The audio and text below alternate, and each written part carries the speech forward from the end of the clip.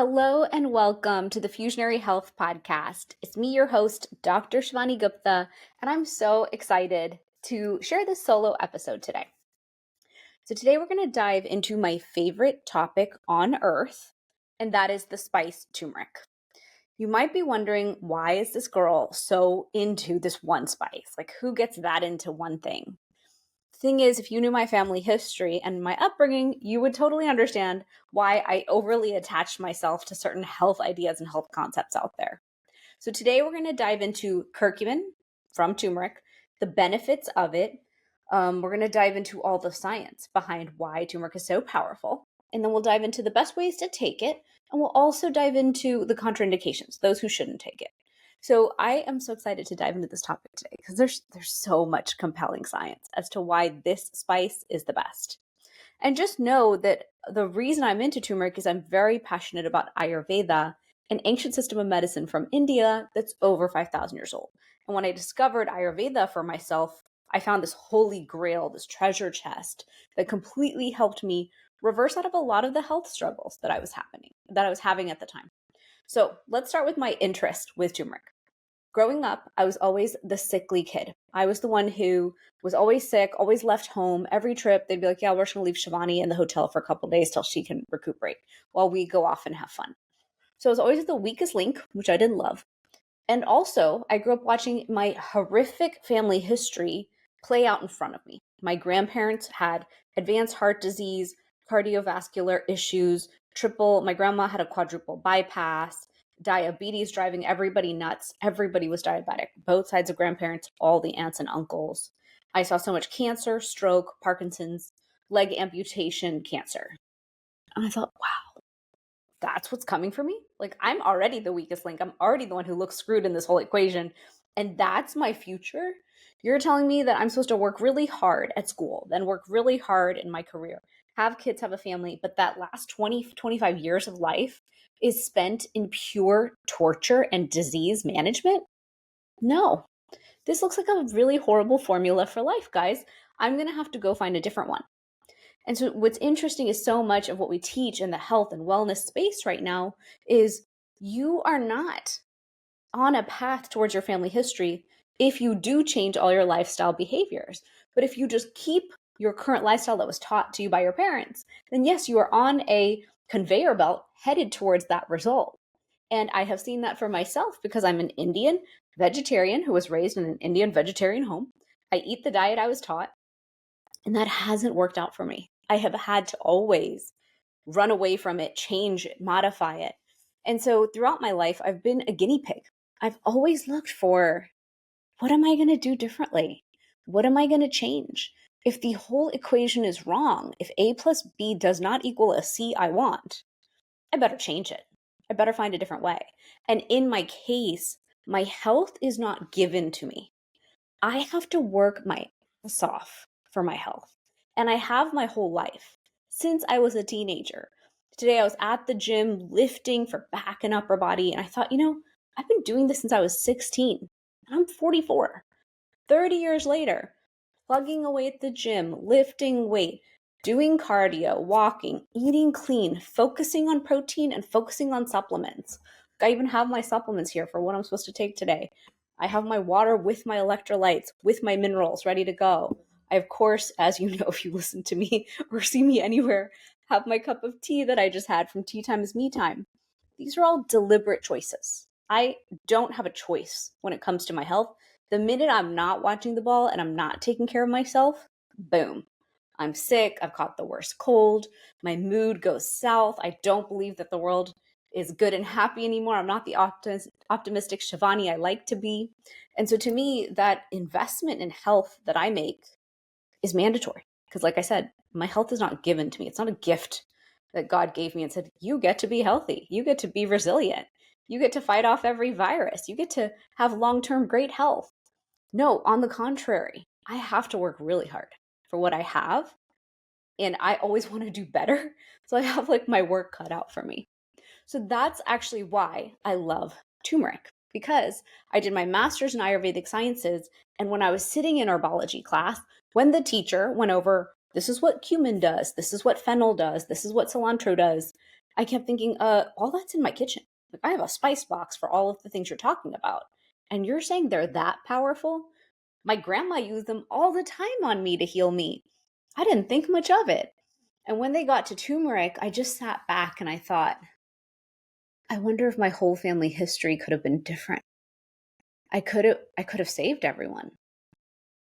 One spice can do all that? That's insane. And so then I went about studying it further because I was like, they must be making this up. There's no way. How can turmeric do all that? And so when my advisor said, hey, I really think you should do a PhD. And I said, hey, I think you're crazy. I'm not the science girl. I love health. I love understanding things. I love breaking things apart and figuring them out. And I love being a guinea pig, but that doesn't make me able to read a million pages of science. And he said, I know you can be trained on this and I know it'll benefit you. Pick a topic. And I said, well, I'm really fascinated by turmeric. It's just so cool. He goes, okay, let's get into it. And when we did the research, I was like, wow, there's actually so much science on turmeric. And that was 5 years ago. Even now, like the level of science that exists is growing exponentially. And it really excites me. Like the nerd in me is just dancing on the rooftops, excited about the science that's coming. And I wish I could be part of every clinical trial all over this planet that's finding all these incredible results on turmeric that we're going to get to see over the next couple years. Like that's just, it's like Christmas to me. It's that exciting that turmeric will move so far and so fast in my lifetime and I get to see it. So let's dive into the history of turmeric. So turmeric is a spice. And by the way, everyone says turmeric differently. Turmeric is how I've said it the whole time. Turmeric is how some people say it. And a lot of people say turmeric. So now I just say turmeric. It's one of those things. If you can't beat them, just join them. And so turmeric, which people spell wrong, they forget it's Turmeric. Turmeric is a very powerful super spice. This spice was used in ancient India and China for thousands of years, 5,000 years. They were already using it topically. They knew that it had an antibacterial protective effect. They were using it on the skin. So if you ever see Indian weddings, or if you've ever seen Bridgerton season 2, on Edwina, they did the beautiful Haldath ceremony. Haldi is the Indian name for turmeric. And haldi is what they put all over her. They took turmeric and put it on her body. Why? Because if you have skin irritations, any skin issues, if you want a great glow, put turmeric onto the body. They also knew in ancient India that turmeric worked for so many different issues, and they were on that path of exploring that. So ancient India used it. Fast forward to the 1700s, the Dutch East India Company took turmeric from East Asia and brought it into the European markets. And they were fascinated by it. They were like, wow, this is a great color dye. We can dye things yellow. We can make them so bright. They use them as food dyes and things like that, but still not fully understanding that there's profound health benefits to turmeric. Then fast forward from there, you get to the 1940s and the 1980s. And in that time period, people started taking an interest, like, hey, what is this thing? And actually, step back one step, in 1815 was the first time that curcumin was extracted from turmeric. And it was French scientists who discovered, French chemists who discovered that. So that extract was found in 1815. Fast forward a whole century later, in the 1940s, all of a sudden they took an interest in, okay, there's the scientific community said, let's explore this, let's study this, let's look at the potential health applications of turmeric. And then in the 80s, there started to be more focused research on curcumin for health. And the researchers started looking at what is curcumin, how does it have an effect on inflammation, cancer, and chronic disease? And it kind of marked a whole new era in medicinal science that was focused on turmeric. Because till date, they were trying a lot of compounds, chemicals, and different things, but no attention was really on curcumin until then. And here's an interesting point most people don't realize. In the summer of my 10th grade year of high school, I needed a summer internship. You know how we need internships for our college applications. And my mom's very close friend who lived in our neighborhood ran a lab at MD Anderson Cancer Center, Houston, because I'm from Houston, Texas. And uncle, as I called him, ran this lab. And he was like, yeah, you can be my intern. So I get to his lab, beautiful, incredible lab. He had fellows. He was doing so much research. He's the gentleman who discovered that it's black pepper with curcumin that increases the absorption 2000%. So imagine the 80s is the first time this is being studied by the medicinal scientific community, the scientific community in a medicinal purpose fashion. A decade later, because I was mid 1990s is when I went to high school, aging myself. Right then, I got to be part of that groundbreaking research that happened on curcumin. And I had no idea that I would give a crap about curcumin later in my life. It was just this experience I had. I saw it and I thought, oh, this is so cool for people's health. We didn't have much cancer in my family. So I was like, okay, cancer research, whatever, interesting. But I was always planning to go into business. Business was my passion. So it's just cool that I got to be in that lab at that time when that incredible research was publishing and happening. And later, when I did my PhD dissertation, I went back to Uncle and I was like, hey, any new research? And he shared some of his new research and his new findings with me, which I then utilized. And he was one of my advisors for me finishing up my PhD. So that's the 80s, that's the 90s. Then fast forward around 2006, 2007, there was a group that was studying the effects of food, I guess, on different populations. So they studied and they said, why is it that the Asian populations who eat curry are having lower rates of Alzheimer's? And they found that with high turmeric consumption, there's this neuroprotective effect that's potentially there. And they thought, ooh, let's look into this. So all of a sudden, turmeric became a huge interest around 2006, 2007 because of that. And that's when people started talking about, oh, turmeric has benefits, turmeric for brain, all of that. So that's a little bit of the history, just so you can kind of understand like where turmeric came out of. Because now turmeric is so popular. I go to Whole Foods and it's like turmeric orange juice and turmeric oats. And I always look at it and I'm like, really, thank you. Inflame me and then try to give me the anti-inflammatory with it. And you're not even giving it in the extract form that's going to make a difference. So really, this is all marketing. You threw some turmeric powder on a bunch of foods and you're calling them health foods. And that's simply not true. Like, don't waste our time. But we're in a world, we're in a marketplace and an economy that does things like that. So I'm just here to teach you the right way to take turmeric since I'm the nerd who sat in the science for so long. And I'm going to nerd out on you now with some of the science. I'll try not to give you like the whole lecture, but when I go to conferences, I went to a neurological orthopedic conference last year. I went to A4M, the biggest longevity conference for functional medicine and regenerative medicine that happens in Vegas. I spoke there on curcumin for a big talk. I've spoken at plastic surgery conferences and other medical conferences. So in those presentations, I pull a lot of science together. I pull, of course, they're doctors. Like they need that proof. They need the studies that prove exactly what you're trying to say so that they have the confidence to give it to their patients. So I won't go that nerdy, but I want to give you some because I want you to understand how incredible turmeric and curcumin is. And before I go any further, let me explain one final point. Out of the entire turmeric plant, only 3% is the curcuminoids. That means 97% of turmeric doesn't have this one piece that we know is most effective at reducing inflammation.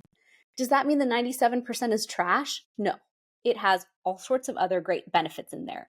We know non-curcuminoid turmeric, this part still has great benefits. It has turmerols, it has essential oils, it has different benefits. But the area of study we've done the most in the scientific community, that area of study that we've done the most research on and spent the most time and money on, is the curcuminoids. And out of those 3 curcuminoids, the one curcumin is the most effective at reducing inflammation. And so in the supplement world, there's so many different approaches and so many different styles. When it comes to those 3 curcuminoids, some people give you all 3 in equal proportion. Some people just give you curcumin. Some people give you curcumin and then just a little bit of the other 2 in the exact right proportion to mimic nature to give you the best result. Some people take this and don't even tell you their standardization. And you're like, oh, I got 3 curcuminoids. Great. Standardized to what? Some of them do tell you. We standardize to 95%. And some, if they are very small companies and obsessed with turmeric, push above that standard. So it just depends on who you're buying from, what their interest is, and what their focus is. Because for a lot of people, you can just make a turmeric supplement. I have seen online many times people have a supplement. I don't have empty bottles around me today, but I bought a lot of curcumin supplements to kind of study the labels and understand them. And they'll say curcuma longa, 500 milligrams per capsule. Curcuma sounds like curcumin. They're not the same. Curcuma longa is the plant name. Turmeric is a sister plant to ginger. You can dry it in your own house. You can buy turmeric, the spice, for $3. That is curcuma longa. But when we want that significant reduction of inflammation that we have seen in the published science, we have to focus on that 3% on the curcuminoids. And so it's rare that anybody's going to eat enough turmeric powder to get that result. I'll share one funny story before I get into the science. I once twisted my ankle randomly. I was like cleaning my house, and somehow my ankle felt tweaked, and the next day it was swelling. And I thought, okay, sometimes when I hurt myself, I get excited because I'm like, let's see if turmeric does the whole job. Like, can we win at this and skip the painkiller idea? And so I took turmeric a little bit extra, and it just took me from an 8 in discomfort down to a 2. 8 again in discomfort down to a 2. But then I had to leave and go pick up the kids, and I forgot to take my turmeric capsules. And as I was running out the door, I got in the car, I was halfway there, and I was like, oh my gosh, I need something. And so I stopped at my sister-in-law's house that was on the way. And I was like, well, I have this half hour. Let me just take turmeric powder and just mix it in yogurt or something and just get it down. It was disgusting. It was like 3 tablespoons worth. And it did nothing for my pain. And I thought, wow, I wonder like how much turmeric, and I do know it actually takes like a full mason jar of turmeric to equal what's in a 2-week supply of curcumin supplements. Like you would never get the equivalent by eating that much turmeric. Rarely in the West do we eat that much turmeric because we have all these other foods we eat. But paying attention to that is really important. The dosage matters, the quantity matters, and how you're consuming it matters. And one more thing on that point, since I'm basically covering curcumin absorption now instead of later in the presentation today in the podcast, when it comes to curcumin, we know that turmeric and curcumin is not very bioavailable to the body. Think about that. We think it's the best thing ever, but it's not that bioavailable. And every time I read that, I kind of get irritated. I'm like, stop it. Curcumin's the best. How can you even say a negative thing about it? But it isn't. It needs support for our body to absorb it. So that's where curcumin with black pepper, we know increases the absorption by 2,000%. We have published science on that all day long. And we know that curcumin also can benefit and can absorb into the body with a healthy fat. Liposomal curcumin is also beneficial. We know that it'll absorb well. So a lot of people, I say, look, take a curcumin black pepper, just take it with your meals, or take it when you're having a snack that has healthy fat in it, if you want to further increase that absorption. Or with the black pepper, it's already built to be absorbed. But just pay attention to that, because in ancient India, Ayurvedic Indian cooking already has garam masala. It's one of the spices we use. Garam masala has black pepper. So every time you use your garam masala at the end of your dish, with your turmeric, you're going to get the absorption. Also, we're always going to cook with our ghee, our butter, our potentially olive oil based on what you're cooking with, coconut oils, mustard seed oils. We have different oils we use. So you'll get the benefit from that as well. So just pay attention to that. We know that curcumin can cross the blood-brain barrier, and liposomal curcumin or curcumin with a healthy fat will help you get there. So that's everything on the part of curcumin that matters, the part of turmeric that matters, which is the curcuminoids. That's bioavailability. That's also absorption. Now we can move into the science. And then we'll do contraindications at the end. All right, perfect. So I have a whole presentation in front of me so that when I quote science to you, I have all my numbers. When it comes to curcumin, one of the number one reasons we're so interested in it is because of how it's a powerful anti-inflammatory. That's a major part of why the whole scientific community that's looking for understanding what we can do for our health is jumping on to studying turmeric and curcumin. And so we know that inflammation causes cellular damage. We know that it causes senescence, causes aging in the body. And we know that these senescent cells, these damaged cells, start to accumulate in our body, and that reduces our overall longevity. So reduce inflammation, you're supporting longevity. Now, we also know that inflammation is linked to immunosenescence, the aging of our own immune system. And we know that an impaired immune system makes it hard for us to fight off infections. So the fact that curcumin will support your immune system is also very important for your longevity. And then we know that inflammation has an impact on our tissue repair and our tissue regeneration. So when we get more frail, when we have chronic inflammation leading to DNA damage and genomic instability in the body, that's causing all sorts of havoc. But here's one easy way to look at it. Most of the things we have in society are unfortunately inflaming us. Our food is ridden with pesticides and chemicals. Our processed foods are made of all sorts of seed oils and crazy chemicals. All of that is going to cause inflammation in the body. That's why we see this whole movement towards organic, fresh, local, nutrient dense, regenerative soil. Like we're obsessing on this because we know that the current American diet has gotten so bad. The global diet, I would say, because we've exported our beautiful American McDonald's mindset all around the world. I see it. I've watched India change over the last 30 plus years in a horrible direction when it comes to food. And now you see the whole circle back. The cycle is coming back to organic, fresh, homemade, especially because of pandemic. That awareness came of why are we all so sick, obese, and susceptible. So inflammation is caused by our diet. So diet's an easy place to come in and fix it. Alcoholic beverages can cause inflammation. UV radiation, stress can cause inflammation. Cigarette smoke, viruses and bacteria, random ones, can just set off inflammation in the body because the body's having a reaction. And then food factors, fried food, things like that. And then environmental pollutants, which is a really hard one to escape. That one definitely drives me crazy.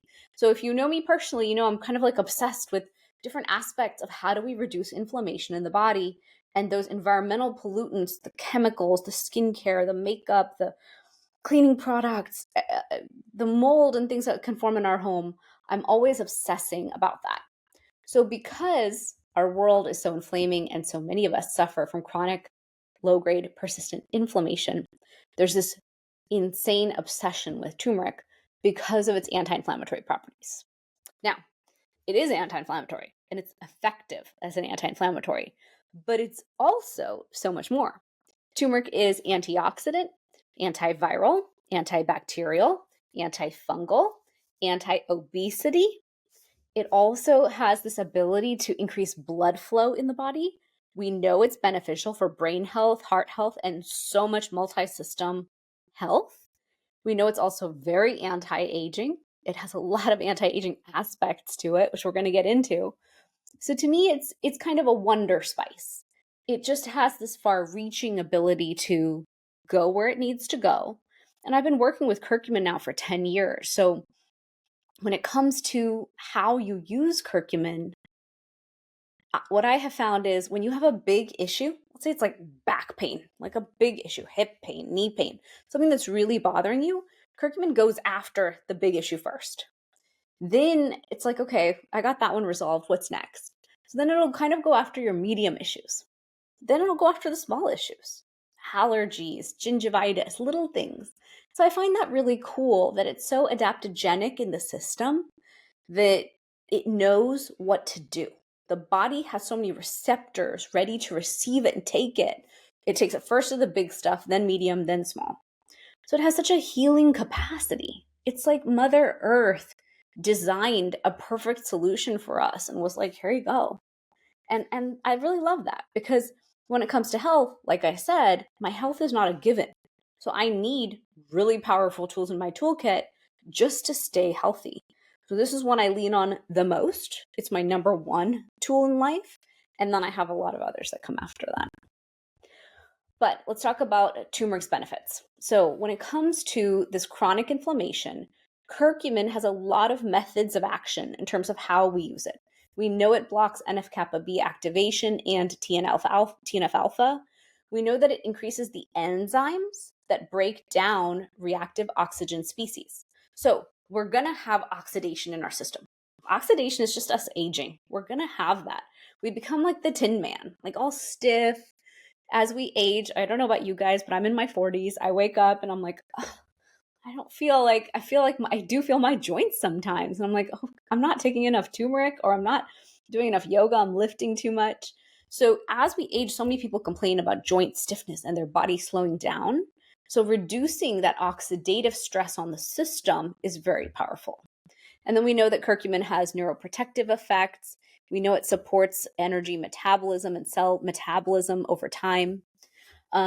One thing I love is the level of science that's being published. So the British Medical Journal just this year published a study that said that curcumin has comparable efficacy to PPIs in the body.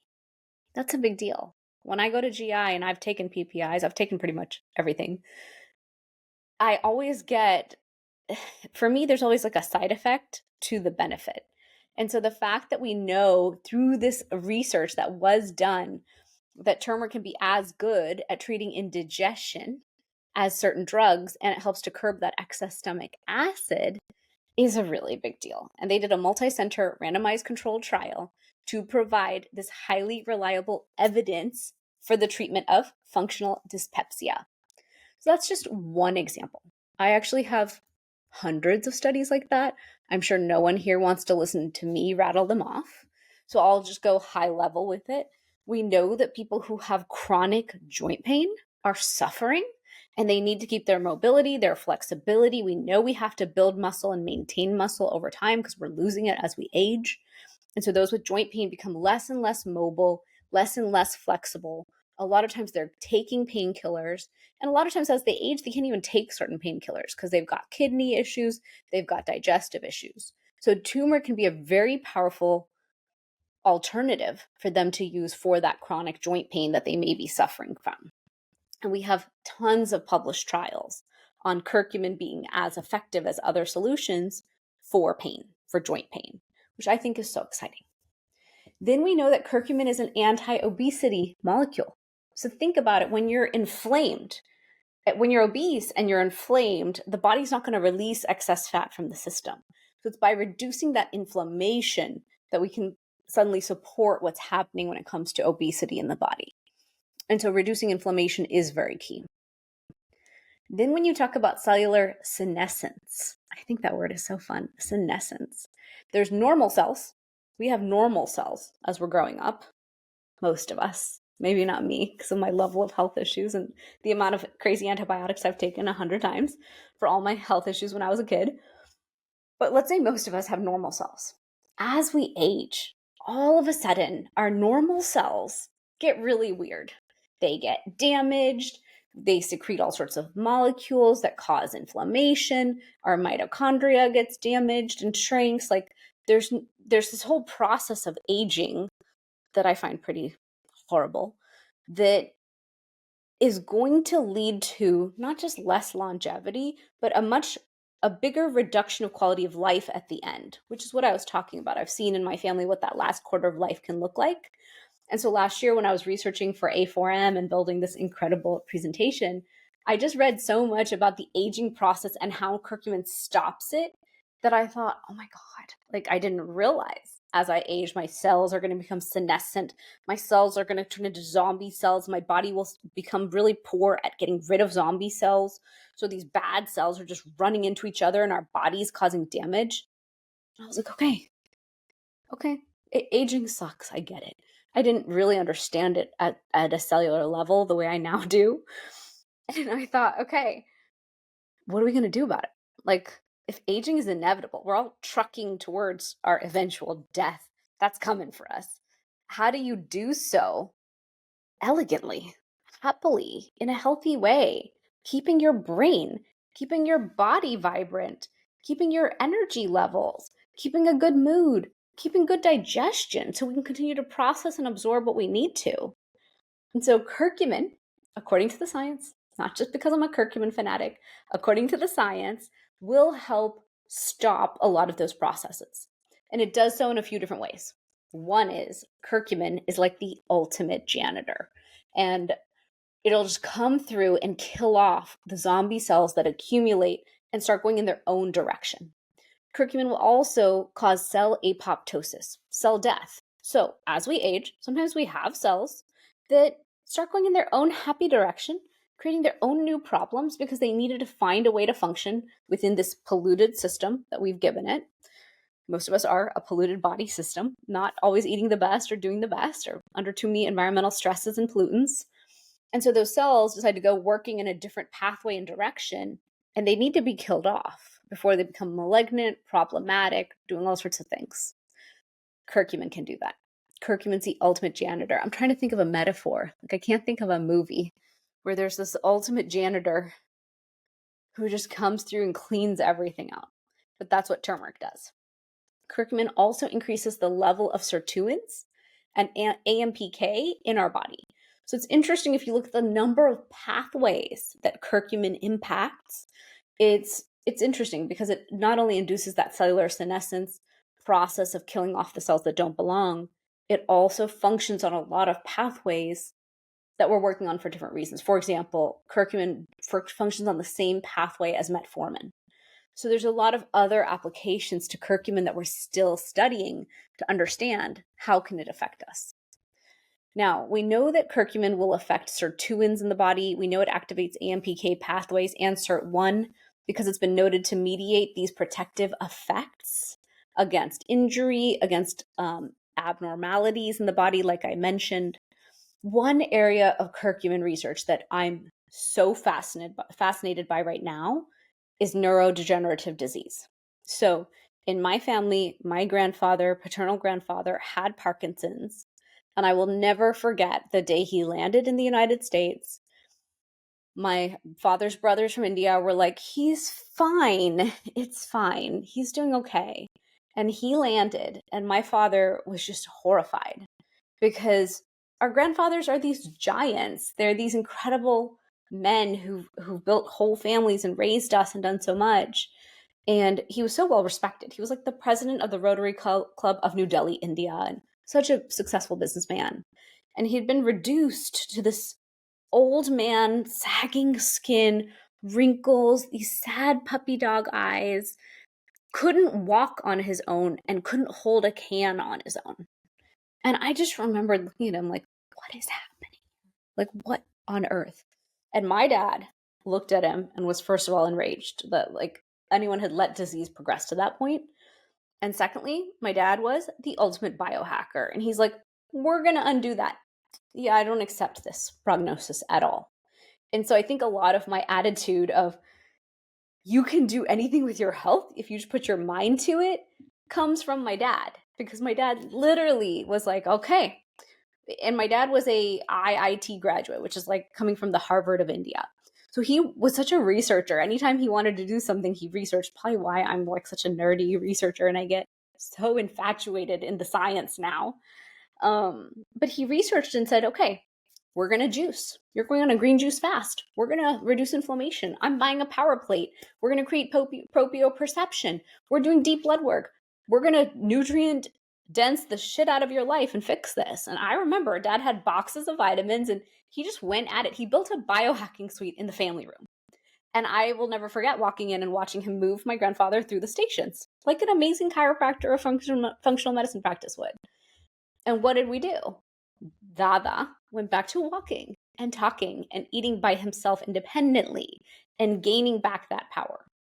Now, when we shipped him off back to India, because no one from India wants to sit in the United States all day, they get so bored, it all went back because the environment there wasn't supportive to do all the things we were doing here. And I just remember my father being so disappointed by that. Like, he had done all this work, reversed all the disease issues and symptoms and symptomology, and then people who don't care or don't have that interest, I guess, weren't able to maintain it. And so when it comes to neurodegenerative disease, it's always a worry of mine. Like, are we going to have Parkinson's? Are we going to have Alzheimer's? Are we going to keep our brains? Because it seems like one of the worst ways to go, to forget your own family and your own life in this life.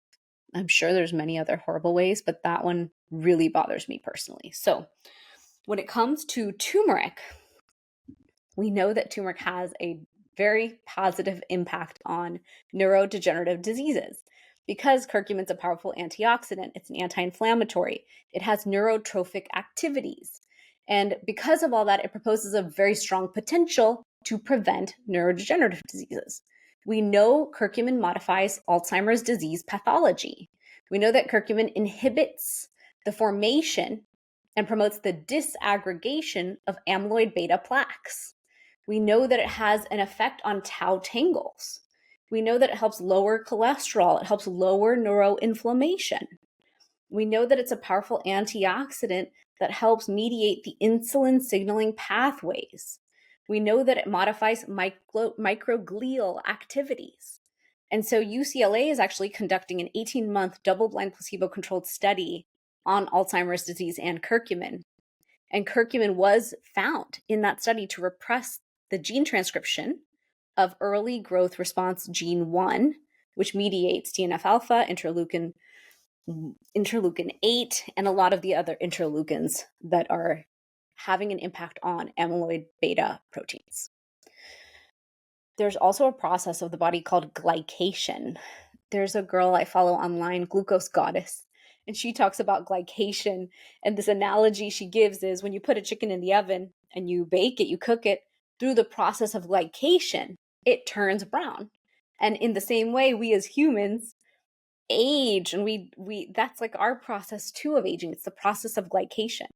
And so it's this reaction between proteins or lipids and sugars, and it forms this advanced end product called AGEs, advanced glycation end products. And so glycation as a process, we know that curcumin has shown protective effects against age-induced damage. So what that's saying is glycation is a process. It's going to happen as we age. But we know that curcumin is going to directly have protective effects against it. So that's what I meant by curcumin is anti-aging. It's actually anti-aging in so many different pathways and processes in the body. So it's such a silver bullet solution when it comes to the aging issues that I saw were pretty horrific in my family in front of me. And then we know that curcumin gets rid of cells that don't belong. It's interesting. I spoke at a plastic surgery conference last year. I was invited by a dear friend of mine. And when I sat in the science of curcumin has such a good effect on wounds, on tissue healing, on our body's ability to heal itself, on there was just so much science there on wound healing with curcumin. Also, I presented on how pre-surgery and post-surgery curcumin use can be very effective because we can get inflammation down in the body, get someone healthier pre-surgery so that when you operate on them, you get a better result, which our surgeons want. And then post-op, they can use it for recovery as well. But taking a break, obviously, right around the surgery because we know curcumin can increase blood flow and is an anticoagulant in that way. And so when it comes to brain health, just to wrap up that topic, we know that it can support us when it comes to TBI, traumatic brain injury, because it reduces oxidative stress, reduces inflammation, and supports autophagy and all these different processes. And then finally, when it comes to curcumin, I love its impact on heart health. We know that it supports endothelial cells. We know it supports less stickiness of cholesterol adhering to our artery walls. So curcumin can have an impact there. It can have an effect in lowering cholesterol, which so many people have an issue with, myself included. Curcumin for digestive issues is very interesting because we know it increases bile production and increases our digestive enzymes. So we know curcumin also has a positive effect on gut bacteria, which means it's supportive of the gut microbiome. And we also know that curcumin helps with the gut lining. So those of us who know we've had leaky gut in this life, myself included, we can be taking it for gut lining help, microbiome support, all of that, which is really great. So to me, curcumin is this very powerful tool in the toolkit. What's cool is in India, I was just in India earlier this year, the botanical companies are really studying all the phytobotanicals from Ayurvedic medicine, including curcumin, in a way that's very systematic. So our Western scientific mind can trust that this spice is useful in the way that they're talking about. Ancient Ayurveda said it for 5,000 years, that you should take turmeric for all these issues. No one believed it. So Ayurvedic doctors are now having their heyday moment of like, I told you so.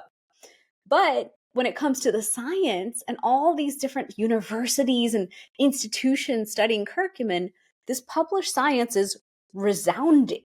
It is screaming that this one spice has such incredible effects. We just need to take it in a form that we absorb in the right dosage to get the result that we want, and then make sure we're safe in the ways that we're taking it.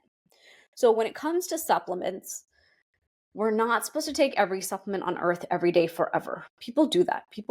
I meet people who have a supplement box. I do too. I'm not judging, but people have a supplement box of like 60 supplements and they're like, yeah, I've taken this forever. I think we should interplay. Like we should have a little bit of a dance with our supplements. We should be able to do great blood work, understand our deficiencies, address them, and then move on and let some go. We know that there's a lot of supplements we take because our food is lacking all vitamins and minerals. And so we're just never going to get those from diet as things stand right now. Now, my future dream is to own my own farm where I control all aspects of regenerative soil and can grow the most nutrient-dense, beautiful food in a spiritual way. That's way, way off in the future. It's nowhere in the here and now. So instead, I source local, I source farm direct, I source organic pasture-raised eggs from small farmers the best I can. I am not perfect at this. I would say the majority of my life is coming from Instacart, delivered to my house from Costco and Sprouts. But to the extent possible, I'm adding in and layering in nutrient density, nutrient variety, all these things. So when it comes to supplements, before I get so off topic, because I love talking on that topic too, I think turmeric's a great support. And I think the supplements we take, we should just do a little bit of moderation. You shouldn't have to take something every day forever, ever.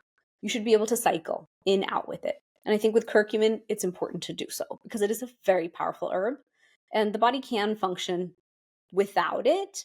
Maybe some people take a day off, a week off here or there. It really comes down to you. It's so personal and it really comes down to what you're struggling with. In my case, I use turmeric for a few things. One, I need that anti-inflammatory because I know my health history and I know my body.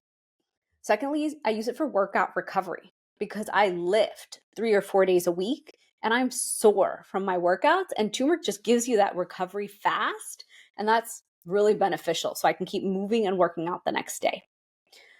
I also take turmeric for the antiviral aspect. To me, the antiviral piece is the key. So I don't get sick anymore. My kids get sick, they bring home their gross pneumonia, colds, all their junk from school. I don't catch it.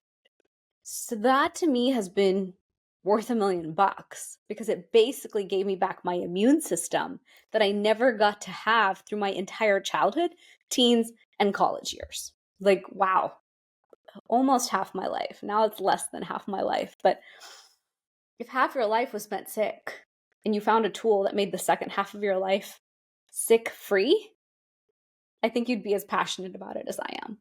So I have a lot of people who say they can travel now for business and they don't get sick anymore. A lot of people say, I can walk again, I can move again. Some people said they could breathe again. They always had one nostril clogged and now they can breathe better. We know nowadays with mouth taping and everything, breath and oxygenation really matters. So there's an argument there. We know it's phenomenal for chronic joint pain without the nasty side effects. We know it's neuroprotective. We know it's anti-obesity. All these things to me, antifungal, microbiome supportive, gut lining supportive. To me, all of that makes the curcumin science so compelling that I do consume it nearly every day of my whole life because I rely on it at this point for all the things I just named. Now, who shouldn't take curcumin? Because nothing on earth is for all of us. We are all bio-individual. We are all different. If you are on a blood thinner, do not take a curcumin supplement. If you are having gallbladder issues or kidney stones, talk to your doctor. Curcumin might not be a fit for you. Curcumin has a blood thinning effect. It is going to increase blood flow in the body. It'll also increase nitric oxide, which a lot of us want. But that increased blood flow can be problematic for some people who have bruising and these kinds of things. That's who has to watch out. And I just realized I forgot to say one thing about curcumin absorption. But when it comes to curcumin, there's the plant, the rhizome, that raw plant turmeric that looks a lot like ginger. That plant is good, but I think a lot of people are wasting their time and money by buying fresh turmeric. I walk into the grocery store sometimes and I'm like, wow, $12 for that? Okay. I have no use for it. I've never bought it to consume in my home. And in India, we don't really use raw turmeric for anything. We take raw turmeric and we dry it. Dried turmeric, the spice, is a very concentrated form of the plant. If you dry anything, that's going to usually concentrate it. Imagine basil, imagine ginger. So when you dry turmeric, the spice, that is what we've used for thousands of years with black pepper or a healthy fat.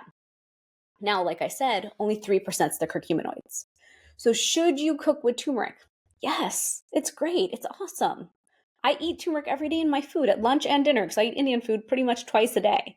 Even if it's not Indian, I throw a little turmeric in there with black pepper because why not? It's got benefits.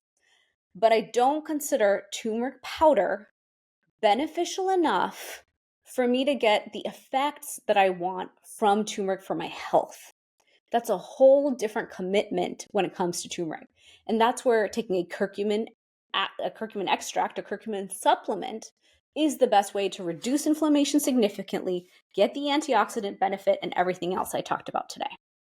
So, in summary, curcumin's the best, turmeric's the best. I love it, very obviously. I did a whole PhD dissertation on it, and I basically do that dissertation again. Every time I have to put together a presentation, I'm back in the science, and that's happening quarterly now. So a lot of my weekends are spent in the new science of turmeric that's just enhancing that original science. It's saying the same thing, but now we're getting double-blind placebo-controlled human trials, which is what Western medicine needs to see, and a lot of us in the mainstream to trust it and to understand it better.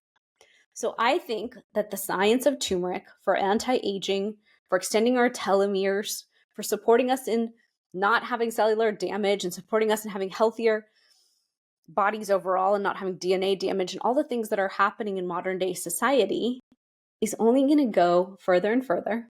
We're going to learn even more about how this miraculous plant does so much for us. And I hope this episode compelled you to look into it a little more. I have an ultimate guide to inflammation on my website. I'm coming out soon with an ultimate guide to turmeric. I'm just finalizing it. I want to make sure it's perfect. So if you have any questions about turmeric, you are welcome to DM me on Instagram. I'm always on Instagram. I love answering questions on this. My website is drshivani.com. So on there, you can find a lot of this information that I talk about here on the podcast. And I love working with people one-on-one. A lot of people who find me have inflammation, have different health struggles that they want to talk about. And so I do Ayurveda consultations, which you can find on my website as well. So I hope this episode was helpful to you today. I went a little long, probably because it's my favorite topic ever.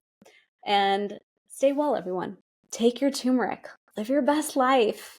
And I'll see you on the next episode. See you soon, guys.